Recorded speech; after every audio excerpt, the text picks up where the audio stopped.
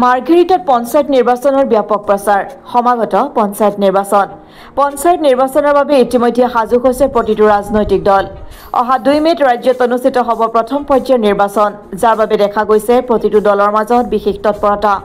মাৰ্ঘেৰিটা সমজিলাৰ অন্তৰ্গত বৰগুলাই গাঁও পঞ্চায়তৰ 8 নং ৱাৰ্ডত নিৰ্দলীয় প্ৰাৰ্থীৰ হৈ ৱাৰ্ড সদস্যৰূপে প্ৰতিদ্বন্দ্বিতা আগবঢ়াব সুষমায়া তামাঙে বৃহত্তৰ বৰগুলাই অঞ্চলৰ উন্নয়নৰ স্বাৰ্থত প্ৰাৰ্থীগৰাকীয়ে ভৱিষ্যতে কাম কৰি যোৱাৰ প্ৰতিশ্ৰুতি প্ৰদান কৰে লগতে প্ৰাৰ্থীগৰাকীয়ে এইবাৰ নিৰ্বাচনত তেখেতক অটো ৰিক্সা চিহ্নত ভোট দিবলৈ সকলোকে আহ্বান জনাইছে প্ৰাৰ্থীগৰাকীয়ে যথেষ্ট আশাবাদী বুলিও উল্লেখ কৰিলে সংবাদ মাধ্যমৰ আগত আগন্ত মোৰ যেটো এতিয়া আমাৰ পঞ্চায়ত ইলেকশনৰ যেটো হেৰি হৈ আছে আমি তেতিয়া মনোনয়ন দাখিল কৰিছো আমি এতিয়া অহা মেয়ৰ আমাৰ মে মাহৰ 2 তাৰিখে নিৰ্বাচনো আছে আশা কৰো জনতাই ৰাইজে মোক ভাল পায় যে তেওঁলোকৰ আশীৰ্বাদত মই বিপুল ভোটত জয়ী হ'ম বুলি হেতুৱে আশা কৰিছো আৰু জনতাৰ আশীৰ্বাদত আৰু ভগৱানৰ আশীৰ্বাদত মই হেতুৱে আশাবাদী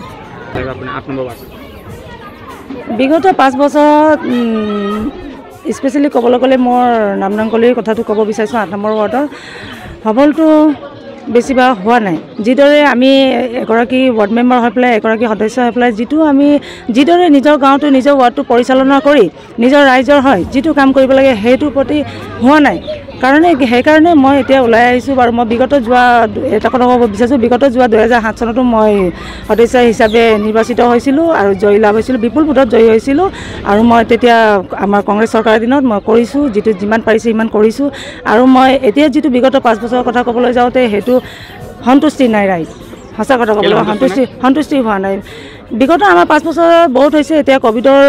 হেৰিও আহিছিলে তেনেকুৱা ভয়ানক এটা ৰূপ আহিছিলে তেতিয়া আমাৰ গাঁৱৰে বুলি নহয় প্ৰতিটো আমাৰ গোটেই পৃথিৱীতে সমগ্ৰ পৃথিৱীতে তেনেকুৱা ভয়ানক এটা হেৰি হৈছিলে সেই সময়ত আমাৰ গাঁৱৰ ল'ৰাই আমাৰ গাঁৱৰ যিটো এতিয়া উঠি অহা যিটো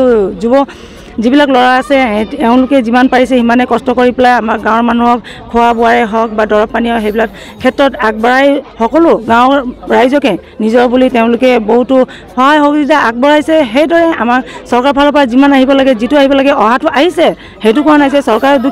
চৰকাৰ দুখী নহয় চৰকাৰ ফালৰ পৰা আমি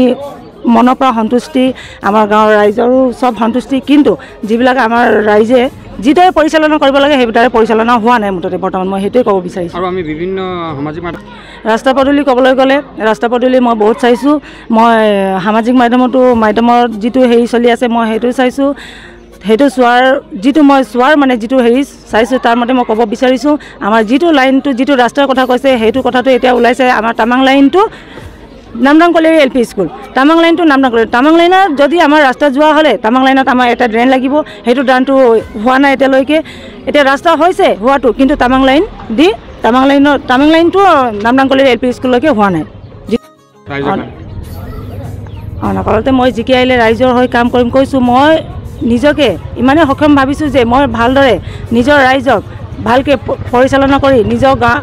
গাঁৱৰ নিজৰ ৱাৰ্ডৰ মই ভালকৈ কিবা এটা তেওঁলোকৰ বাবে কৰিব পাৰিম বুলি সেইভাবে মই আগবাঢ়ি আহিছোঁ আৰু আশাও কৰিছোঁ মই তেওঁলোকৰ আশীৰ্বাদত বিপুল ভোট দি মই জয় লাভ কৰিম বুলি মাৰ্ঘেৰিটাৰ পৰা অৰুণ ভূঞা ৰিপৰ্ট অসম টুডে।